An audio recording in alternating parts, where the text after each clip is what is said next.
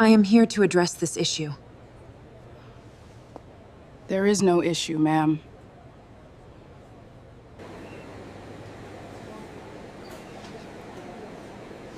Wait outside.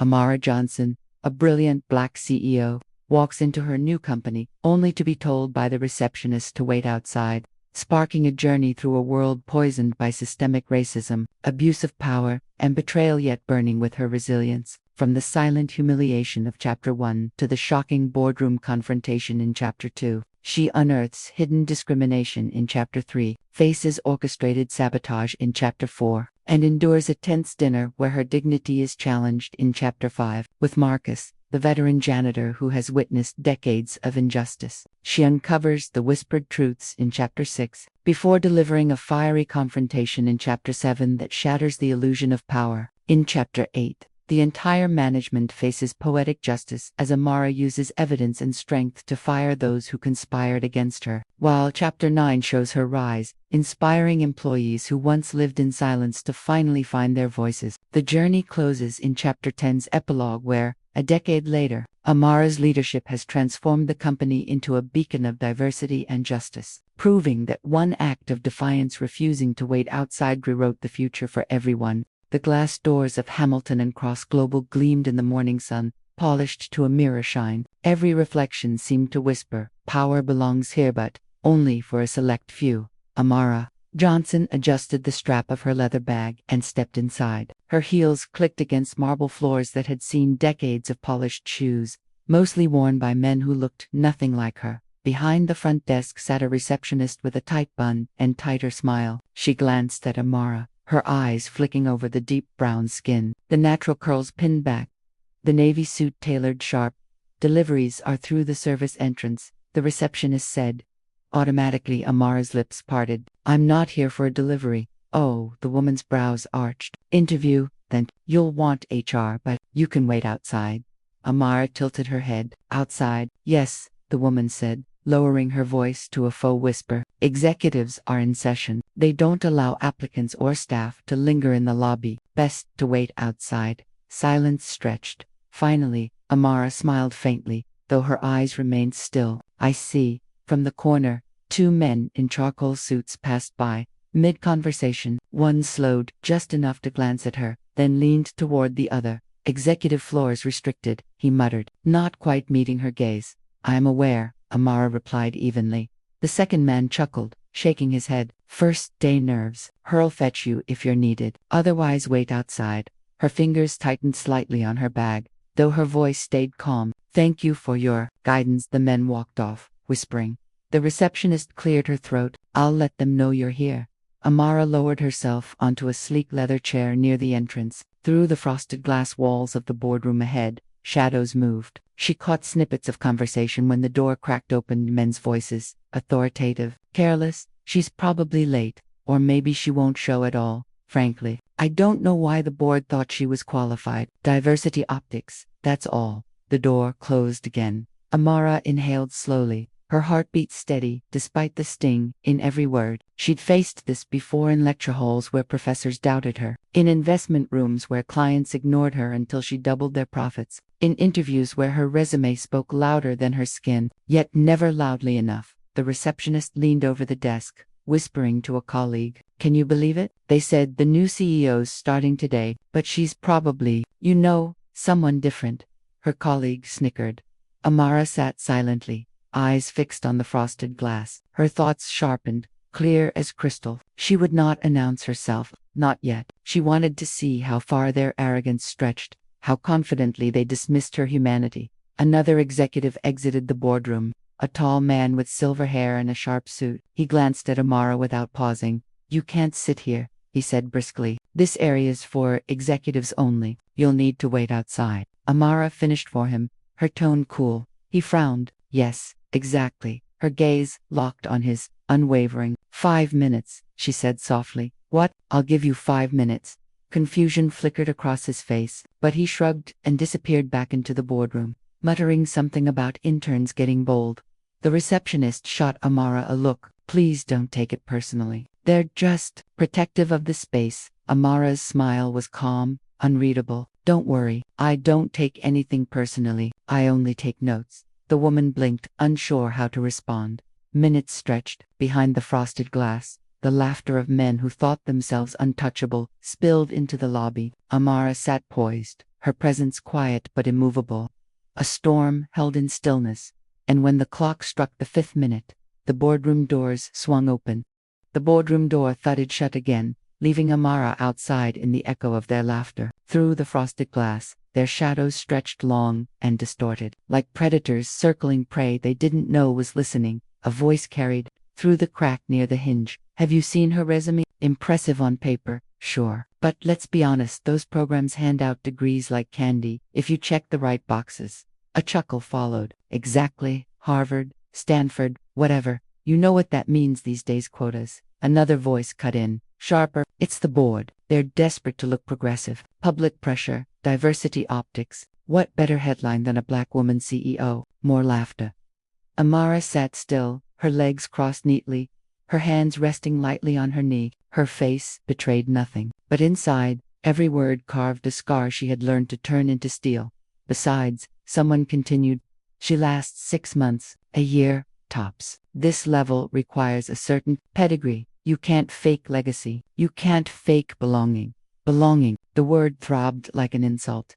The door cracked open again. A younger manager leaned out, catching sight of her. His expression curled in amusement.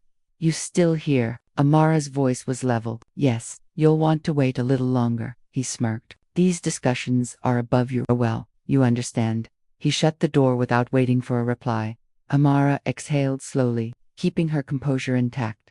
A soft voice came from the corner. They told you to wait too, huh? She turned. An older man in a gray janitor's uniform leaned on his mop, eyes weary but kind. His skin was deep brown, his hair flecked with white. Amara studied him for a moment. You heard them. I hear everything, he said, tapping his ear. Walls don't stop words. They just make them echo. They don't even hide it, Amara murmured. The man gave a humorless laugh. They don't need to. Not here. Been working in this building 25 years. Watched men come and go, all cut from the same cloth. Same laugh, same smirk, same disbelief when someone like you walks through the door. His eyes softened. You're not the first, but maybe you'll be the last. Amara tilted her head. And what makes you say that? He leaned closer, lowering his voice. Because you don't look away. Most folks do. They swallow the words, bow their heads, and pray they can outlast it. But you, he smiled faintly, you're listening, planning. Silence stretched between them, heavy but respectful. From inside the boardroom, another burst of conversation. Did you see the press release? They called her visionary. What vision? She hasn't even set foot in the office yet. She's probably late. Typical. More laughter. The janitor's jaw tightened. They'll try to grind you down, make you question yourself. That's the game. Amara's eyes narrowed. And what happens if I don't play? He leaned back, gripping the mop handle like a cane. Then you flip the board. Let them play your game instead. The door burst open again, this time wider. A tall executive with slicked back hair stormed out, gesturing to someone behind him. He caught sight of Amara and stopped mid-step. Still here. His tone was incredulous. Ma'am, I told you the area is for executives. Why is this so hard to understand? Amara met his stare, unflinching. It isn't hard to understand at all, he scoffed. Good. Then you'll wait outside, like I said. Her lips curved into the faintest of smiles. 5 minutes, she said again. The man blinked, thrown by her calmness. Excuse me, you'll understand soon. He shook his head, muttering under his breath as he strode away. Unbelievable. The janitor chuckled softly once the man disappeared. You've got a sharp tongue under that calm. Careful, they don't like it when we sound like we know what we're worth. Amara's eyes were steady, her voice quiet but fierce. I don't need them to like it. I need them to hear it. The janitor nodded slowly. Then maybe the tide's finally turning. Inside, another voice rose, dripping with arrogance.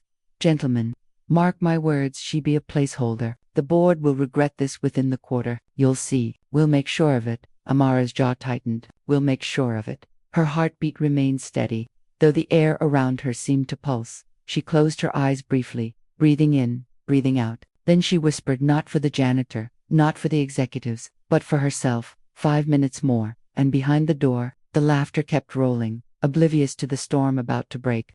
The boardroom door swung open with a heavy creak. Conversation died down inside as Charles Whitmore, the chairman of Hamilton and Cross, strode in. His silver hair gleamed under the ceiling lights, his tailored suit crisp as if power itself had pressed it. "Ladies and gentlemen," Charles announced, his voice commanding the room, "it's time to meet your new CEO."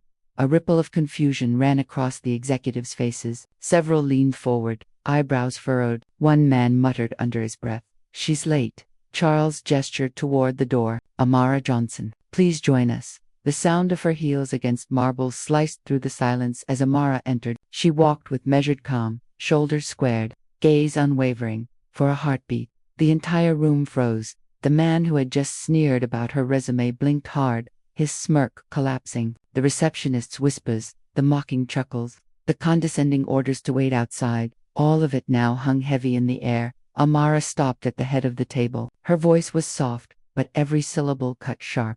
"Good morning." The silence broke in a scramble of excuses. "Ah, Miss Johnson, we didn't realize there must have been some misunderstanding." Charles looked between them, frowning. "You didn't greet her." A woman with glossy hair forced a smile. "We thought she was an applicant." "Honest mistake." Amara tilted her head. "An applicant." A flush spread across the woman's cheeks. "Yes, well, you were waiting by the lobby. And another executive jumped in quickly. "We didn't mean any disrespect, of course. Just a mix-up. Happens all the time, does it?" Amara's tone was cool. A nervous laugh rippled through the room. Charles cleared his throat. "Regardless, let's begin. Ms. Johnson is not only your new CEO, she is the youngest in this company's history, with a proven record of turning struggling divisions into billion-dollar enterprises. Show her the respect she deserves." Applause scattered weakly around the table. It sounded more like rain on a tin roof than celebration. Amara lowered herself into the leather chair at the head of the table. Every eye followed, some filled with forced smiles, others with quiet resentment. One executive, the silver-haired man who had told her to leave earlier, leaned forward with a too-bright grin. "Well, Miss Johnson, welcome. I must say, you caught us off guard." Amara's lips curved faintly. "So I noticed." The man chuckled nervously. "But rest assured, we're all eager to work under your leadership." She let the silence linger before replying, "I look forward to seeing how true that is." Across the table, another manager cleared his throat. "You'll find we're seasoned team. We value tradition, consistency. Change can be disruptive." Amara met his gaze. "Disruption is sometimes the only way forward." The words hung heavy. Some frowned. Others shifted in their seats.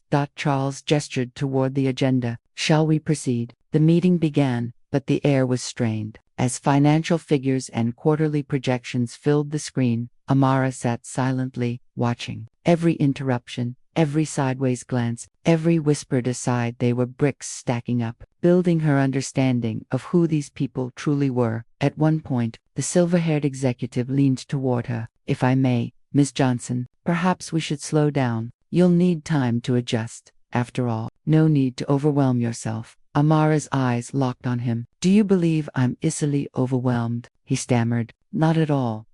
Well then, let's continue," she said, voice flat. The man leaned back, chastened, but the smirks around the table betrayed the whispers behind their teeth. "She won't last." Charles tried to steer the energy back to business, but the tension lingered. Amara spoke only when necessary, her words precise, her tone steady. She wasn't here to beg for belongings, she was here to observe. At the close of the meeting, Charles stood. "Thank you, everyone. Miss Johnson will be meeting with each department head individually this week. Please extend full cooperation." Executives gathered their papers quickly, muttering polite farewells, but Amara noticed the sidelong looks, the clenched jaws, the hurried exits. One lingered behind the glossy-haired woman from earlier. She hesitated, then forced another smile. "I hope you'll forgive the confusion earlier." Amara's eyes met hers. "Forgiveness isn't necessary, but memory is." The woman's smile faltered. "Of course." Amara turned away, her voice steady as stone. "Good day." As the last of them left, Charles leaned in. "You handled that with grace." Amara exhaled softly. "Grace has its place, but so does consequence." Charles studied her, as if trying to measure the storm brewing behind her calm. And outside, the executives whispered already, their disbelief curdling into quiet fear. The first full week of Amara's leadership began with back-to-back meetings. The mahogany conference table gleamed, polished to reflect authority. But the faces around it told another story: tight smiles, narrowed eyes, voices sharpened to cut. Charles sat at the far end, silent, watching. He seemed determined to let Amara lead. "Let's begin," Amara said, her tone even. "Our international division has underperformed for 3 quarters. I propose a strategic pivot into emerging African markets. Projections show double-digit growth potential." Before she could continue, Robert, the silver-haired executive, cut in. "With respect, Miss Johnson, we've considered those markets before. They're volatile, not the best fit for our brand." Amara folded her hands. "Volatility is precisely why the returns are higher. Risk-managed entry could perhaps—" Robert interrupted again, smiling faintly. "But these are advanced financial models. I'd be happy to walk you through them sometime." The words hung heavy, as if she didn't understand them already. Amara's gaze didn't waver. "I wrote those models, Robert, 15 years ago, at Goldman." The silence snapped like glass. A few executives coughed into their hands. Robert forced a chuckle. "Of course, my mistake." Across the table, Daniel, a barrel-chested VP, leaned back with a smirk. "You'll find Robert interrupts everyone. Equal opportunity offender." Laughter rippled, but the glance he shared with Robert said otherwise. Amara continued, her tone sharp but steady. "Moving on. Marketing spends are bloated. We need efficiency." Elaine, the glossy-haired woman, jumped in quickly. "Efficiency is important. Yes, but perhaps we should gather more data first. No need to rush." Another chuckle from Daniel. "Yes, rushing can be dangerous, especially when you're new. There's a learning curve to this level of responsibility." The words dripped with condescension. Amara's voice stayed calm. "How long did it take you to learn, Daniel?" 30 years. The room froze. Someone stifled a laugh. Daniel's smirk faltered. Charles hid a smile behind his hand. Amara turned to the group. "Efficiency, as I was saying. We'll begin by reviewing redundant contracts. Elaine, please prepare the list by tomorrow." Elaine blinked, caught off guard. "Tomorrow? That's rather soon." Amara's tone was final. "Yes, tomorrow." The meeting pushed on. Each time Amara introduced an idea, another executive rephrased it seconds later, pretending it was their own. "We should consider restructuring supply chains," Amara said. Moments later, Robert leaned forward. "I've been thinking supply chains need restructuring. Could be worth exploring." Amara's eyebrow lifted. "Interesting. That's exactly what I said 30 seconds ago." Uneasy silence, then nervous laughter. This pattern repeated again and again, like vultures circling, hoping to strip her ideas of her name. At one point, Daniel leaned close across the table. "Don't take it personally. It's just how we brainstorm." Amara's gaze was unblinking. "Brainstorming doesn't erase voices. It amplifies them." Charles finally spoke, his tone firm. "Ms. Johnson is correct. Let's acknowledge contributions properly." The reminder carried weight, but resentment simmered beneath the polished table. Later that afternoon, Amara passed 2 executives in the hall. They lowered their voices, not knowing she was within earshot. "She's sharp, I'll give her that, but it's an act. She crack. They always do." Amara paused mid-step, then continued walking, her heels striking like a metronome. That evening, in another meeting, the microaggressions sharpened. "So," Robert said, flipping through slides, "we're considering community outreach. But of course, Amara, you'd be the perfect face for that. Diversity programs, charity Galazio shine there." The implication was clear. Smile for the cameras. Leave the real decisions to us. Amara's reply was ice. "If you're suggesting I limit myself to symbolic roles, Robert, I'll decline. My face isn't our company's strategy. My brain is." The silence that followed was deafening. Elaine looked down at her papers, her hands trembling faintly. She had laughed at the earlier jokes. But now something flickered in her icecrack of discomfort. The meeting adjourned. Executives filed out, their voices low. Elaine lingered. "Miss Johnson, Amara," she began awkwardly, "I hope you don't take today's tone too harshly. This group, well, they've worked together a long time." Amara studied her. "You mean they've gotten comfortable disrespecting anyone who doesn't look like them?" Elaine's lips parted, then closed again. Amara's voice softened, but her eyes stayed sharp. "You laughed today, at their jokes, at my expense." Elaine's cheeks flushed. Yes, I did." "Why?" Amara asked simply. Elaine hesitated. "Because if I didn't, they'd turn on me too." Silence lingered. Amara nodded slowly. "Then you understand more than you admit." Elaine's voice was low. "I'm not proud of it, Amara turned to leave. Then decide who you want to be, their echo, or your own voice. Elaine stood frozen, torn between fear and conscience. Amara walked away, her footsteps calm but carrying the weight of every cut, every slight, every word sharpened against her presence. But behind her calm, a storm gathered. They thought their microaggressions were invisible, harmless even. They didn't realize Amara was keeping score. Every interruption, every stolen idea, every dismissive laugh was all evidence. And evidence, in the right hands, was a weapon sharper than any blade. The quarterly strategy meeting was supposed to be routine. Charts flickered across the wall screens, numbers rising and falling in sterile lines. But the atmosphere was anything but sterile. Executives lounged in their leather chairs like kings on thrones, voices dripping with self-importance. Amara sat at the head of the table, quiet, taking everything in. Daniel cleared his throat. I've reviewed the proposal you circulated, Ms. Johnson. Ambitious, but frankly, misguided. Amara raised an eyebrow. Misguided. Daniel leaned forward, lips curling. You're pushing for aggressive restructuring, but you're forgetting that this company thrives on stability. Too much change will confuse stakeholders. And, if I may, he smirked. At this level, inexperience shows. A ripple of laughter swept the room. Not loud, but enough. Amara's jaw tightened. Inexperience. Yes, Daniel said smoothly. You're bright. No doubt. But there's a difference between running a division and running a legacy corporation. You'll learn that in time, Robert chimed in, voice oily. He's right. We've seen CEOs come and go. It takes decades to build the instincts you're missing. Instincts, Amara repeated slowly. Exactly, Robert said.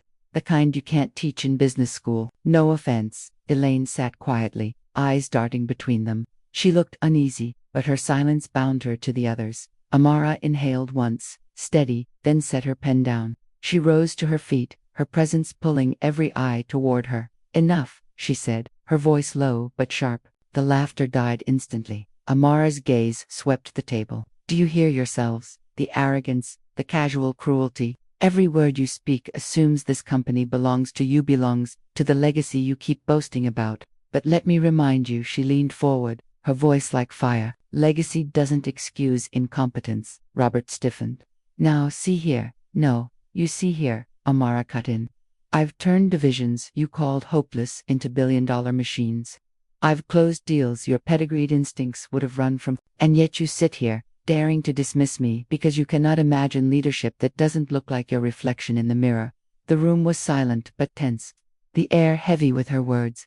Amara's voice dropped lower, more deliberate. Do you know what it means to walk into rooms where no one looks like you? To have your resume questioned, your expertise doubted, your presence mocked before you even speak? I do.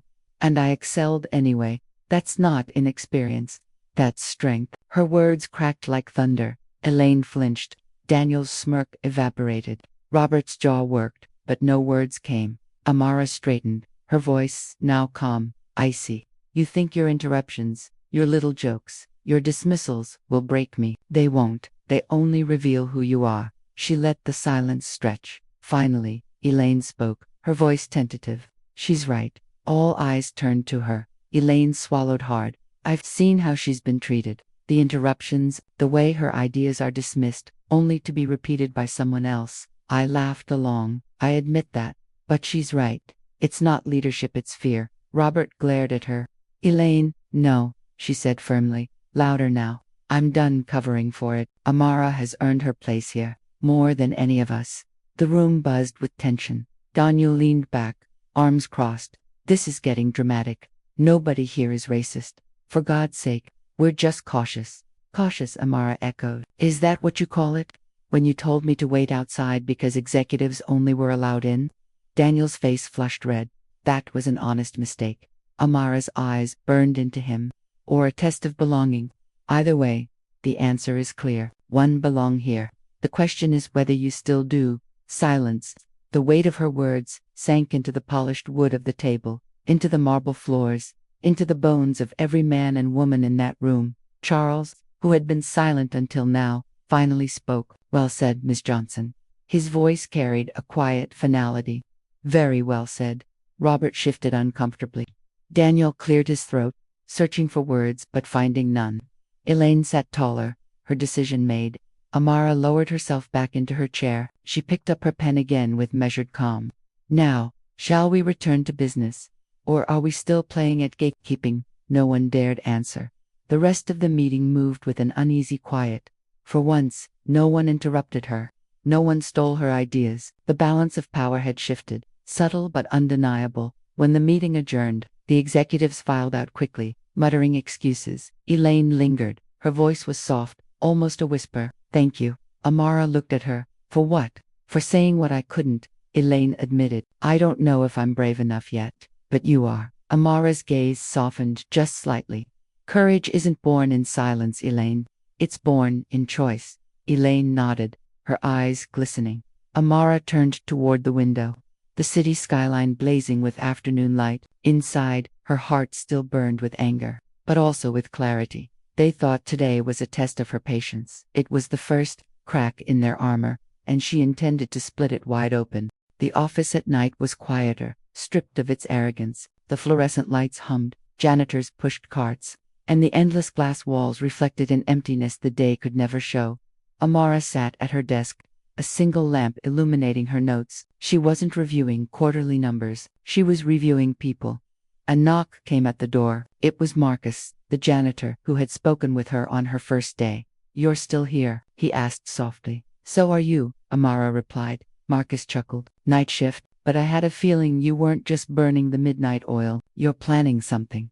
Amara leaned back. Tell me, Marcus, what have you seen in this building these past 25 years? He looked around, as if the walls themselves might be listening. Then he lowered his voice. I've seen promotions go to the same kind of men, every time. I've seen assistant smart women, sharp as blades passed over until they quit. I've seen junior staff leave after being told they don't fit the culture. And I've heard things that would curl your hair, if it wasn't already curled. Amara's eyes sharpened. Go on. Marcus hesitated, then sighed. A young analyst black kid, brilliant with numbers. They kept him on grunt work. No recognition. When he finally asked for a raise, they laughed him out of the room. He quit. Others too. Nobody lasts here, unless they look like them. Amara's jaw tightened. Names. Marcus nodded slowly. I'll write them down. You're not the first who wanted to fight it, but you might be the first who can. She reached for a file. That's why I'm documenting everything. Every interruption, every dismissal, every word said when they thought I wasn't listening. Marcus studied her. You're building a case. I'm building truth, Amara said quietly. And when the time comes, I'll put it where they can't ignore it. The next morning, Amara called her assistant, Lydia, into her office. Lydia was young, Latina, her sharp intelligence buried under years of being underestimated. You wanted to see me? Lydia asked nervously. Yes, Amara said, motioning for her to sit. Off the record, do you feel safe in this workplace? Lydia's eyes widened. Safe? I don't know how to answer that. Answer honestly, Amara urged. Lydia bit her lip. People talk down to me. They act like I don't understand basic instructions. I've been passed over for promotion 3 times while training the men who got the jobs, but I need this paycheck. Amara's voice softened. If you spoke up, would you fear retaliation? Lydia gave a humorless laugh. Of course, they'd call me emotional, difficult, replaceable. Amara leaned forward. Not if someone higher up backed you. Lydia looked at her, startled. You mean you? Amara nodded once. For a long moment, Lydia said nothing. Then her shoulders loosened, and the words spilled. They send me to get coffee in meetings where I'm supposed to present. They joke about my accent, even though English is my first language. They leave me out of client dinners but expect me to do the prep work. And when I've tried to bring it up, HR smiles and says I should be grateful for the opportunities I've had. Amara's face hardened. HR protects them. Yes, Lydia whispered. Always. Amara reached across the desk, not to comfort but to anchor. Not anymore. I want everything you're willing to document. Dates, names, incidents. I'll protect you. Lydia's eyes brimmed with tears, half relief, half fear. Are you sure? They'll come after you. Amara's gaze was steady. Let them try. By the end of the week, Amara had quiet allies. Marcus with his stories, Lydia with her records. Others came forward quietly, in elevators and hallways, testing whether she could be trusted. A young black intern whispered to her one evening, "They keep calling me the wrong name, on purpose." I corrected them, and they laughed. A middle-aged Asian analyst confessed, They told me I'd never make director because clients wouldn't connect with me. I stopped trying. A Latina manager admitted they excluded me from the succession pipeline because I lacked presence. Presence meaning what? That I don't look like them. Every story went into Amara's growing file. She didn't spread fear, she spread resolve. Her quiet assurance was a lifeline. But the executives began to notice. One afternoon, Robert cornered her outside the boardroom. His smile was tight, his eyes sharp. Busy these days, Miss Johnson? He asked casually. Always, Amara replied. I hear you've been asking around, talking to staff. Digging. Her gaze was unflinching. I talk to my employees. That's my job. Robert's smile thinned. Careful. Too much digging, and people might think you don't trust your team. Amara tilted her head. Should I? He chuckled coldly. Trust is everything here. Break it, and you'll find yourself very alone. Amara leaned closer, her voice a whisper. Alone is how revolutions start. Robert's smile faltered. He stepped back, muttering, Don't say I didn't warn you. That night, Amara stood by the window of her office, the city glowing beneath her. She held the growing stack of documents in her hands, testimonies, patterns, proof. Each page was a story they tried to bury. Each signature was a voice they tried to silence. And together, they were becoming a weapon. She whispered to herself, her reflection staring back in the glass. They told me to wait outside. Now I'll show them what happens when you leave someone like me outside too long. I come back with the truth. The boardroom was packed. Executives lined the polished table, consultants hovered at the edges, and a few staffers had been invited to observe. The atmosphere was thick with smugness. They expected another routine review, another chance to undermine her. Amara sat at the head of the table, serene. In front of her lay a sleek black binder. Charles.com, as ever, cleared his throat. We'll begin with performance updates. Robert jumped in. Before that, we need to address a matter of concern. Leadership alignment. Some of us feel recent changes have been disruptive. Amara didn't look up. Disruptive? Yes, Robert said firmly. Your approach interrogating staff, gathering gossip, undermining trust, it's destabilizing the culture. We can't run a corporation on suspicion, Daniel added, smirking. It's almost like a witch hunt. Frankly, it borders on paranoia. Laughter rippled down the table. Amara finally looked up, eyes cold. Paranoia, Mr. Whitman, or patterns. Robert waved a hand. Whatever you call it, it ends now. This company thrives on unity, not division. Amara placed her hand on the binder. I agree, which is why I brought something to unify us. The truth. The laughter stopped. What's that? Daniel asked, eyes narrowing. Amara opened the binder and began sliding copies across the table. Testimonies from staff across departments, incidents logged, names, dates, patterns of behavior that reveal exactly what kind of culture has been thriving here. Elaine picked up a copy, her face palling as she scanned. Oh my God. Robert barked a laugh. Anonymous complaints. People will say anything when they want to blame others for their failures. Amara's voice cut through him like glass. Not anonymous. Signed, documented, corroborated. Daniel frowned, flipping through pages. Jokes about accents. Excluded from meetings. Told they don't fit the culture. This is nonsense. Amara leaned forward. Is it, or is it the foundation of your power? The room went still. Charles spoke quietly. This is serious. Very serious, Amara continued, her tone rising. For years, you've built a fortress where only men like you rise, where women are told they lack presence, where people of color are told they don't belong, where anyone who questions it is silenced, laughed out of the room, or forced to leave. She turned her gaze to Robert. You've benefited the most. Promotions steered your way, decisions made in your favor. You call it instinct. I call it biased, dressed up as tradition. Robert's face darkened. Careful? Amara didn't blink. No, you be careful, because the world outside this glass tower has changed. Investors care about ethics. Clients care about reputation. And regulators, she tapped the binder, they'll care about documented patterns of discrimination. Daniel slammed his hand on the table. This is blackmail. Amara's voice was ice. This is accountability. Elaine finally spoke, her voice trembling but firm. She's right. I've seen it. I've been part of it. We laughed when we should have spoken up. We let the culture rot because it was easier than fighting it. But she's telling the truth. Robert glared at her. You'll regret this. Elaine met his gaze. Not as much as you will. The room buzzed with whispers. consultants shifting uneasily. For the first time, Robert and Daniel looked less like kings and more like cornered men.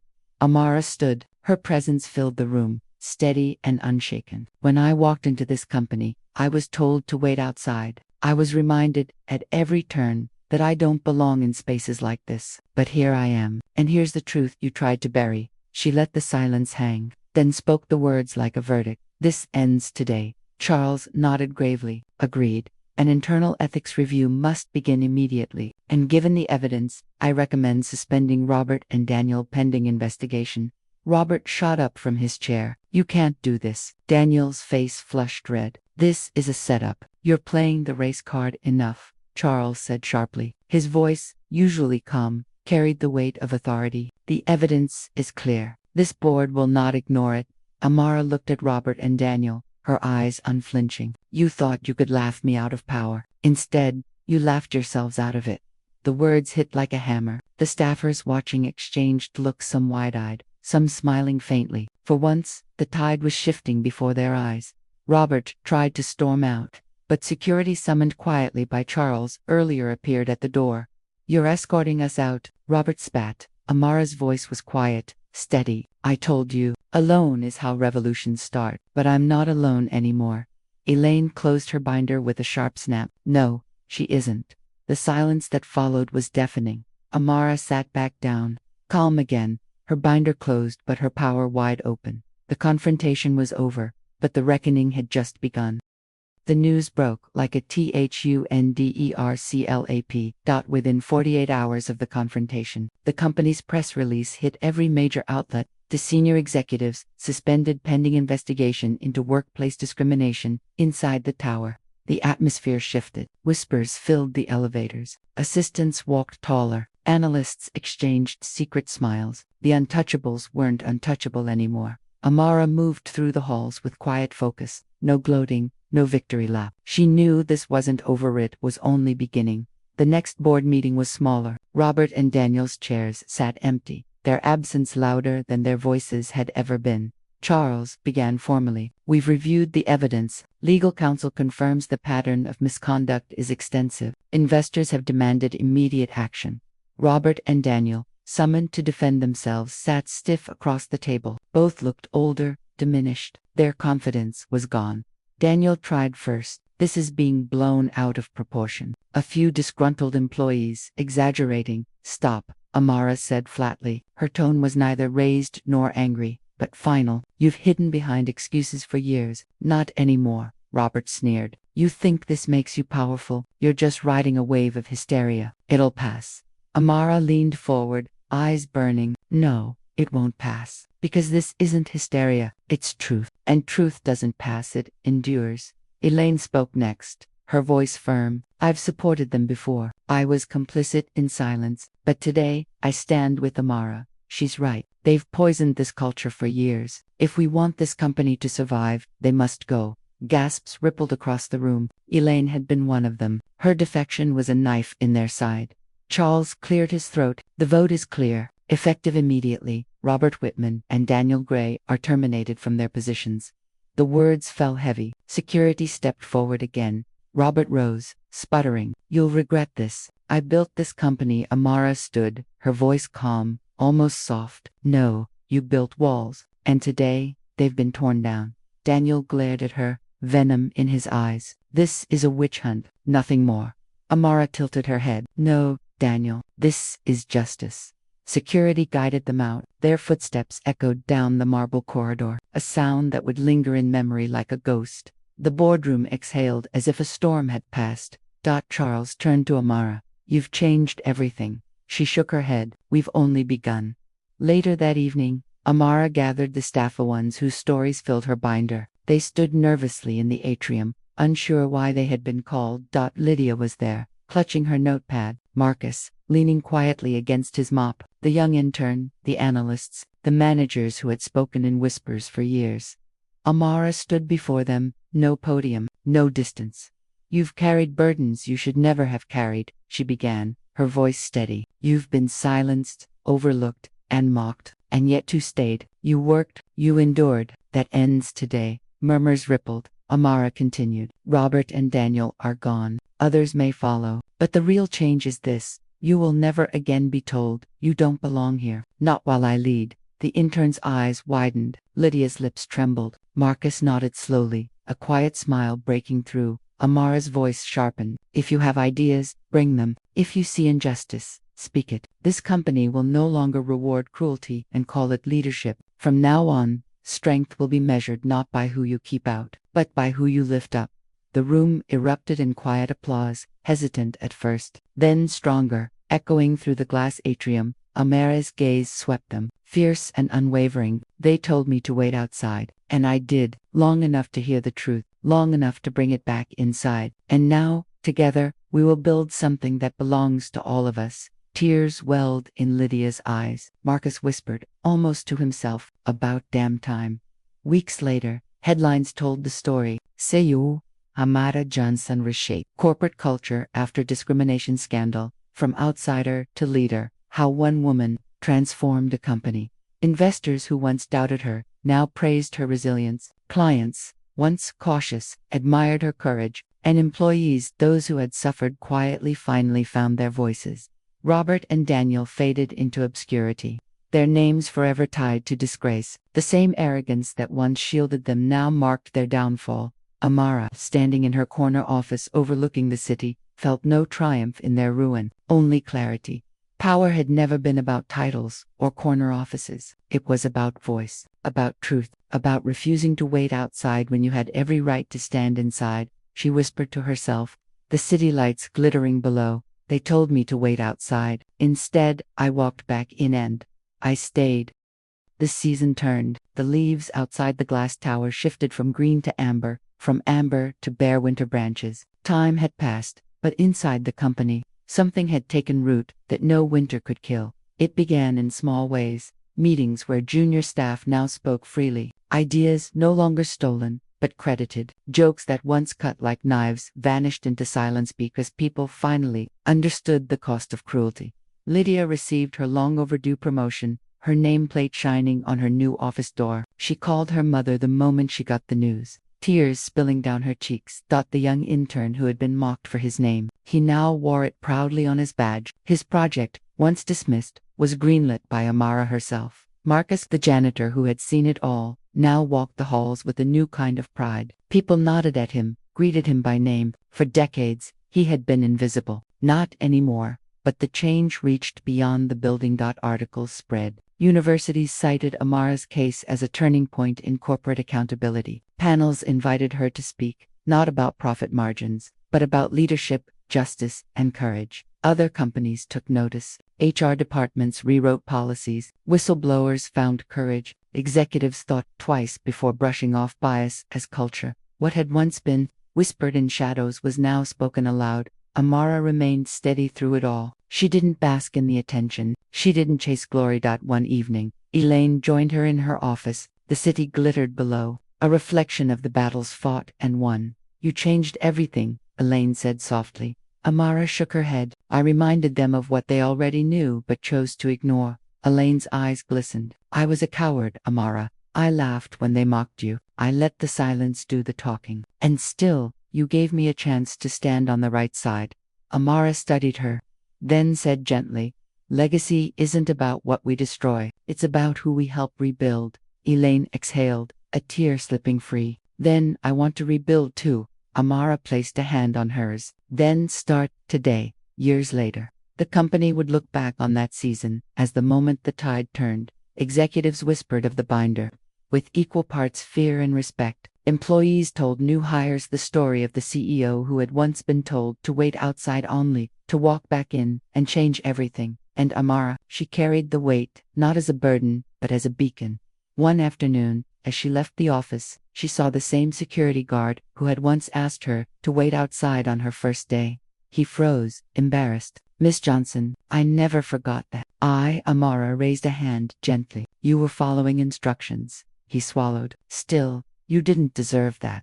She smiled faintly. No one does. Remember that. The guard nodded, eyes wet. Amara walked past him, her heels clicking against the marble floor, the same floor where she had once stood humiliated. Now, Every step echoed differently. At a charity gala, months later, Amara gave a speech. The audience was filled with leaders, politicians, students, workers, people hungry for truth.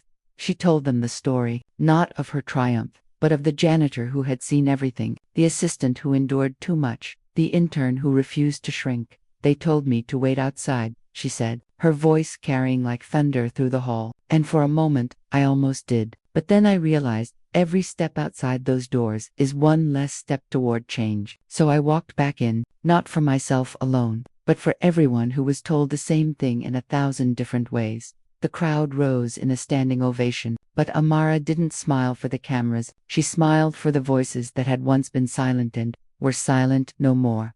Back at the tower, she kept no portrait of Robert or Daniel on the walls. Their legacy was gone, erased by truth. Instead, the lobby displayed a new plaque. Strength is not in exclusion, but in empowerment. Leadership is not who speaks the loudest, but who listens the deepest. This company belongs to all who build it.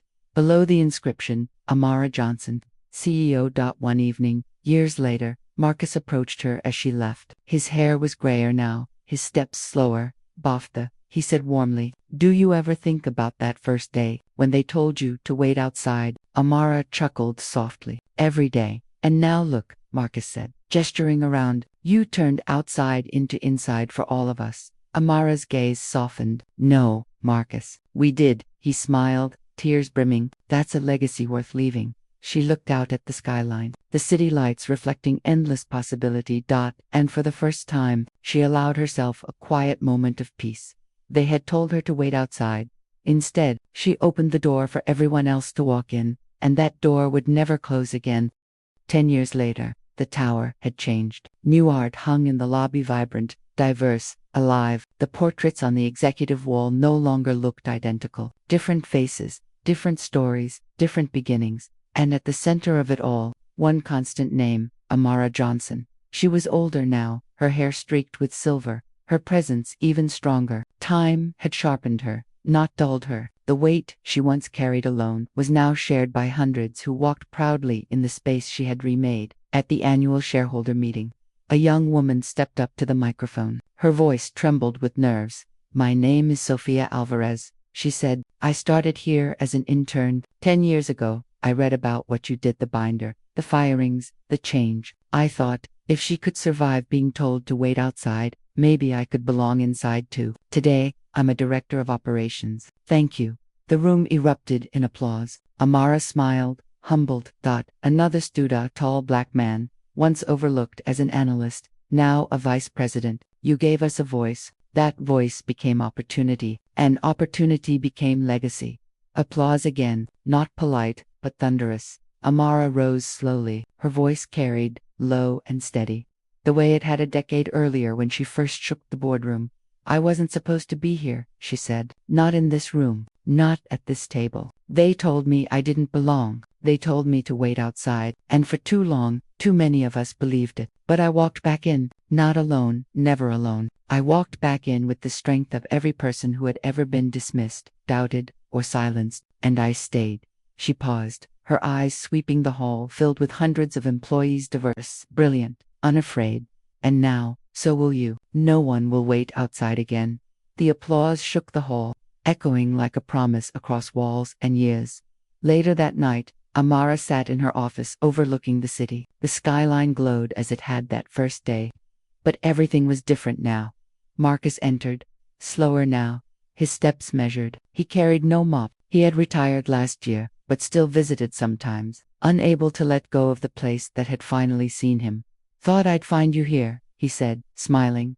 Amara chuckled. Some habits don't change. He looked out at the city with her. Neither does legacy. She glanced at him, warmth in her eyes. Do you remember that first night you told me the stories no one else would? Marcus nodded. I remember thinking you were the only one stubborn enough to do something about it. They laughed softly. Marcus turned serious. You did more than survive, Amara. You changed the rules. Her gaze softened. No, we rewrote them together. Years from now, history books would capture the scandal, the firings, the reforms. Case studies would analyze her leadership. Students would debate her decisions. but the true legacy wasn't in headlines or textbooks. It lived in every employee who walked through the front doors and knew without doubt that they belonged inside.